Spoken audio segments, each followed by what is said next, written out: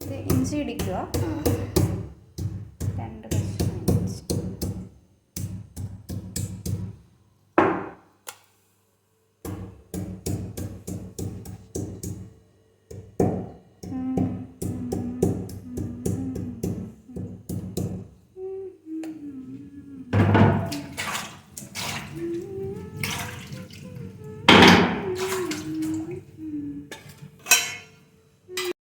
ഒരു കപ്പ് പാല്.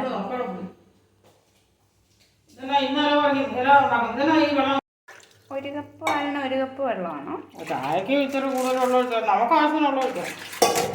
വീട്ടിയ ചായ ആണെങ്കിൽ അതനുസരിച്ച് കുറുകിയ ചായ, ചിലർക്ക് നീട്ടി ചായ ഇഷ്ടം, ചിലർക്ക് കുറുകപ്പ് ചായ ഇഷ്ടം, ചിലർക്ക്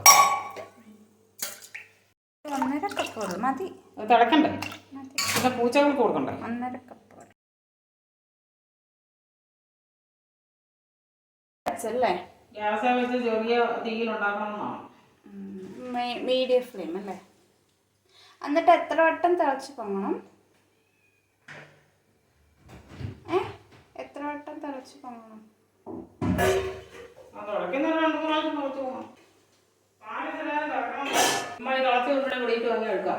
തിളച്ച് കഴിഞ്ഞിട്ട് കുടിക്കണം. ഒരു 2-3 തള തിളച്ച് കഴിയുമ്പോൾ വട്ടം തിളച്ചു.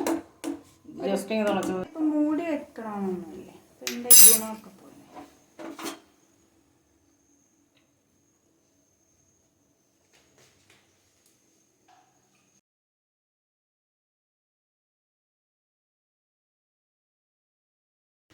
ഒരു തിള വന്നു കഴിയുമ്പോൾ പൊടി ഇടുവാണോ?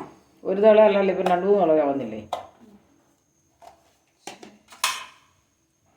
4 ടീസ്പൂൺ അല്ലേ? അങ്ങനെയൊന്നുമില്ല. ഇപ്പോൾ ഇടയ്ക്ക് വെച്ച് നോക്കുക. ഇച്ചിരി കളറ് കട്ടിയായെങ്കിൽ, സ്ട്രോങ് ആയെങ്കിൽ മതിയാക്കുക. ഇല്ലെങ്കിൽ ഇച്ചിരി കൂടി ഇടുക, 1 സ്പൂൺ കൂടി ഇടുക. ഇപ്പം തിളച്ച് വേണം. ശകലം കൂടി ഇട്ടാലും കുഴപ്പം. ഒരു ഇഞ്ചിയൊക്കെ ഇട്ടെങ്കിൽ ഇച്ചിരി സ്ട്രോങ് ആണല്ലോ, അപ്പോൾ 1 സ്പൂൺ കൂടി ഇടുക. അതേതായാലും മതി, 5 ടീസ്പൂൺ തിളയ്ക്കുന്നത് മതി. അപ്പം 3 വട്ടം പാല് തിളച്ച് പോകണം. അത് കഴിഞ്ഞ് തേക്കണം. ഇതൊരു വട്ടം തിളച്ച് നോക്കിയാൽ മതിയാ? ഇതൊരു സാധനം. കാരണം തേയിലപ്പൊടി ഒന്ന് ഇളകണ്ടേ? തിളച്ച് ചിലർ ചുമ്മാ തേയിലപ്പൊടി എടുത്ത് ഇങ്ങോട്ട് ഇതായിട്ടിടുക ചെയ്യുന്നത്. ചായക്കകത്ത് ഇടാതെ പാലൊഴിച്ച് അതിനകത്ത് ഇടുക. കാപ്പി പോലെ കാണിക്കുന്ന എല്ലാവരും. പക്ഷെ ഞാൻ തേയിലപ്പൊടി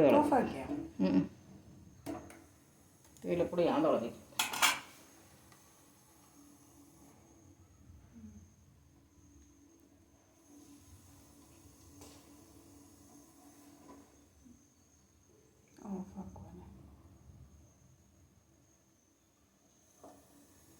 പിന്നെ 3 വട്ടം തിളച്ച് പൊങ്ങിക്കും അല്ലേ?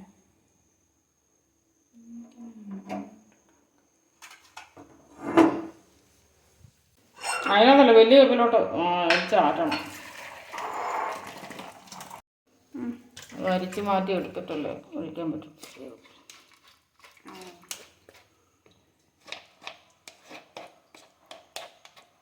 അതവിടെ വെച്ചത് ഞാൻ തലയിലിട്ടോ പിണ്ടി.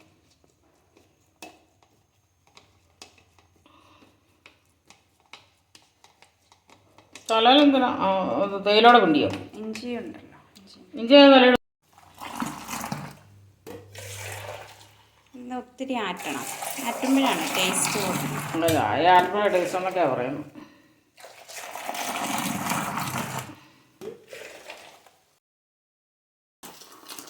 ഇവിടെ വെച്ചാട്ടണം.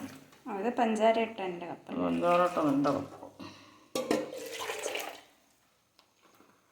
മമ്മയുടെ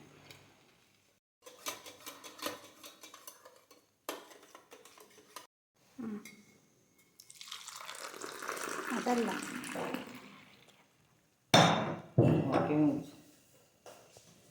ഇത് എൻ്റെ കപ്പാണ്.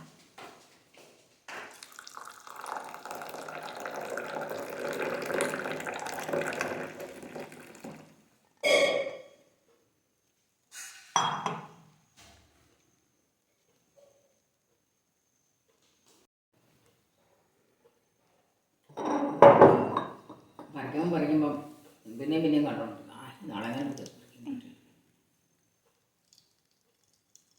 മതി. ആ അപ്പം അതിൻ്റെ കണ്ടല്ലോ തുണിയിൽ നിന്ന്